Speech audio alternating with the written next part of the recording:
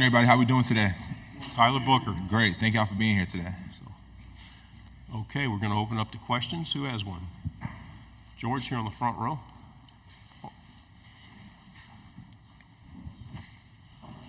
George T, KVTV here in Dallas. So I've heard that you were one of the most effective leaders during the staff transition with Coach DeBoer, and I wanted to know, what do you think helped stabilize a locker room during the period of change?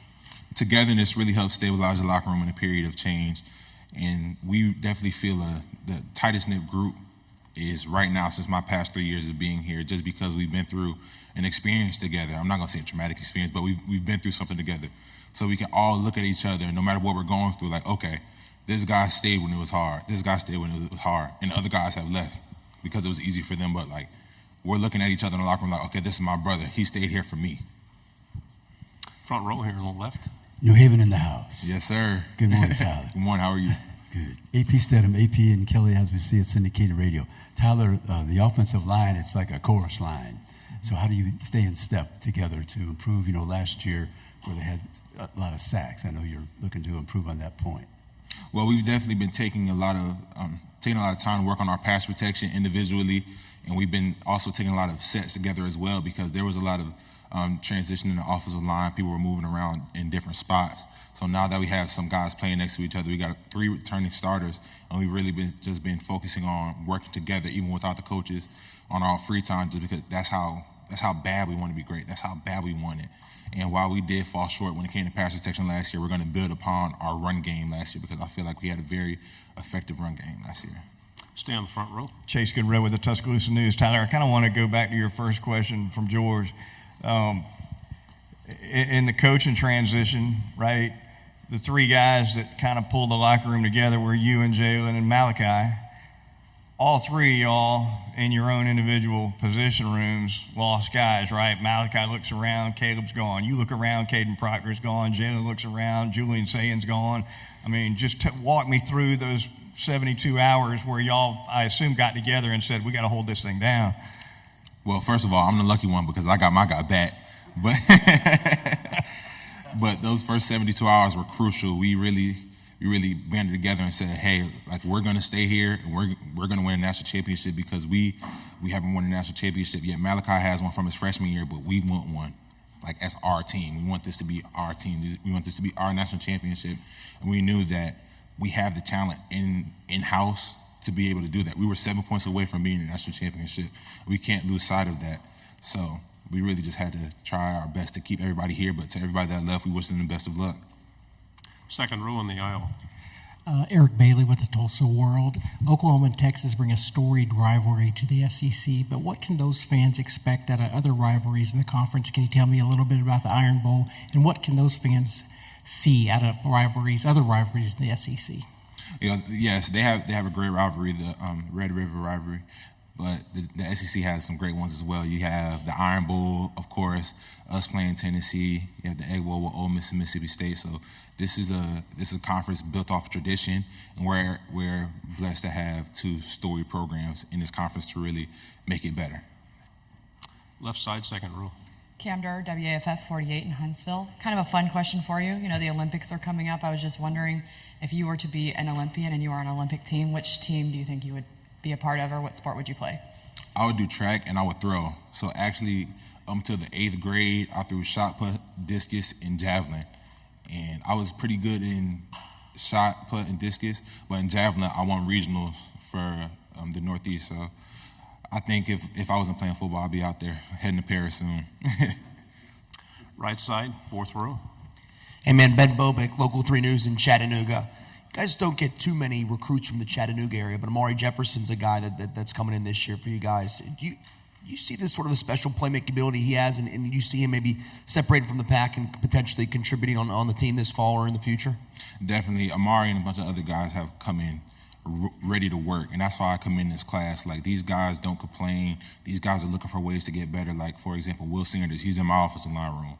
He, every day after practice, hey, Book, how do I do on this? How do you do this? How do you do that? They're just so willing and ready to learn, and I'm very excited to be able to really teach and pour into those guys this year. Right side, and then pass it forward.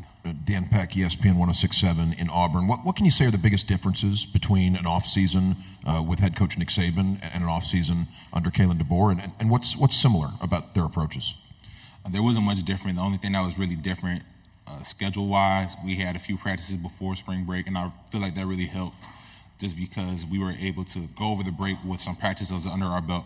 We knew what to expect. Obviously, the practice schedule was different, but the same intensity. We still have fourth quarter. We still had a lot of walkthroughs. We still did everything to prepare for this upcoming season.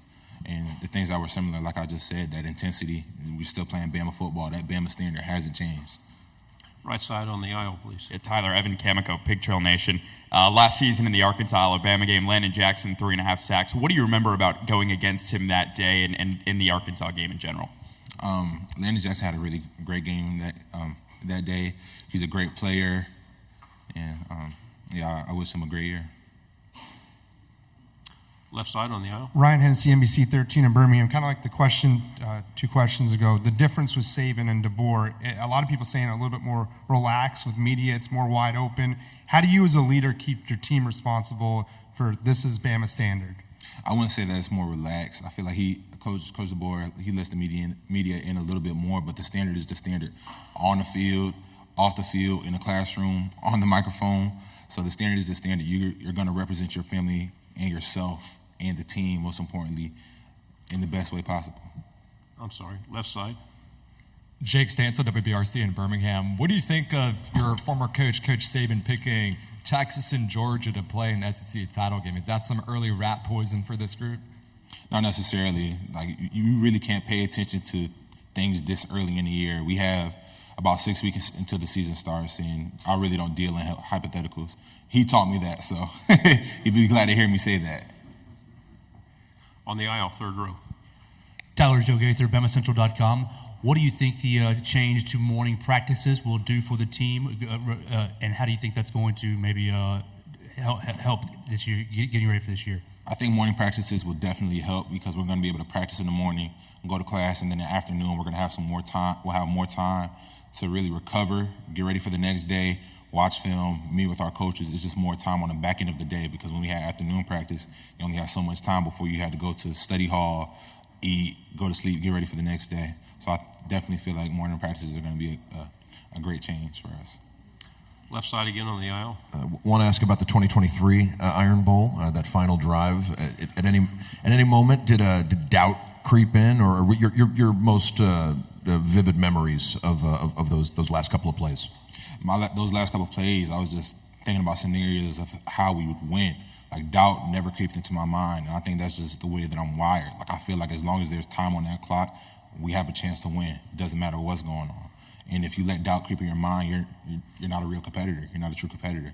You have to believe in yourself before anybody else believes in you. So as a leader on that offense, I had to believe the whole time because if a guy seeing me with my head down, pouting, talking about like, oh man, we lost the game, what is that going to do to everyone else? So that whole time, I'm thinking of ways we can win this game, how I can perform, and how I can do my job to the best ability to help my team win.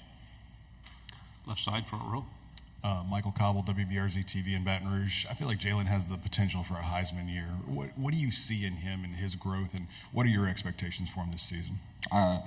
I'm very blessed to be able to play with Jaylen. Jaylen's a great quarterback, but even better leader. So him being there for us the whole time, and he's a person that I leaned on during the transition as well. So I just expect a great season out of Jaylen, and us as an offensive line, we're going to give him the time he needs, the holes he needs, whatever he needs in order to be great and do his job to the highest ability. Final question back here on the left. Max Cohan, Way 31. Tyler, I know you've had some time to process it now, but I'm wondering how that last play of the Rose Bowl is still sitting with you and if it's fueling you to this point. Definitely, the whole Rose Bowl, it's not just the last play, it's definitely fueling us to this year. We understand we fell short and we were so close to our end goal, and we're going to let that drive us this year, but we're not going to dwell on it too long. We got to look forward to this upcoming season. But that's the Rose Bowl is something that we talk about as far as like whenever you don't feel like working hard, just think we didn't work hard enough in that game. Tyler, thank you very much. Good job.